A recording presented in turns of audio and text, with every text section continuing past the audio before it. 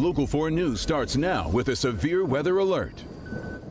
And as we're waking up this morning, ice on our roads. Take it slow. Be careful. You're taking a live look right now.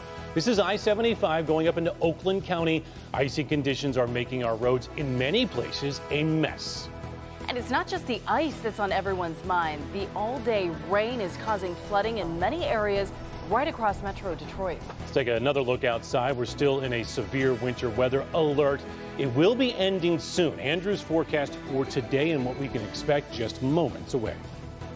Oh, the downtown skyline almost looks peaceful after some of those overnight conditions We could saw use on the roads. that. I agree. Perfect. Good morning at 6 o'clock. I'm Priya Mann. Happy Sunday, Priya. Good morning. I'm Sean Lay. Thanks for joining us this morning for Local 4 News today. We know we had that big time rain yesterday, turning to ice overnight. Maybe you heard it on your roof. So this morning we do have flooding in places. We have ice on our roads. And this morning we have team coverage of the story with Larry Spruill on the roads tracking the ice. And our Rod Maloney is on the flooding threat right across Metro Detroit.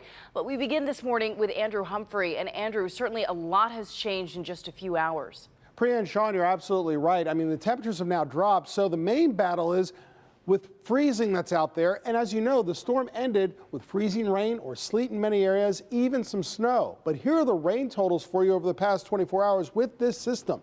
Well over 2 inches of rain that fell across a wide area here from Detroit over to Ann Arbor, where they got nearly 2.5 inches, over 2.5 inches over in Highland, which is in Oakland County, Bloomfield Hills over 2 inches, just over 2 inches in Southgate. And so we still have flood warnings that are up because of high standing water on area streets, rivers that are also overflowing from Ann Arbor and Washtenaw County into Wayne County and right here in Macomb County as well. So you still want to be careful. If you find any high standing waters, you make your way out, whether it's to services or you're doing some recovery of your own. If you find high standing water, turn around. Don't drown. Also, we have the wind still pushing waters on shore. So we still have lakeshore flood warnings in effect for the coastline of Lake Huron and northern Lake St. Clair. There's the storm system as it pulls away. We are snow free. We are rain free. It continues to move out, but in its wake, we have lower temperatures and breezy conditions. Temperatures right now starting off in the 20s. We only make it to the low 30s this afternoon, but we may get some sunshine out of the deal. Now, where can we see freezing? Virtually anywhere. We're looking at 26 right now over in Monroe, below freezing in Adrian.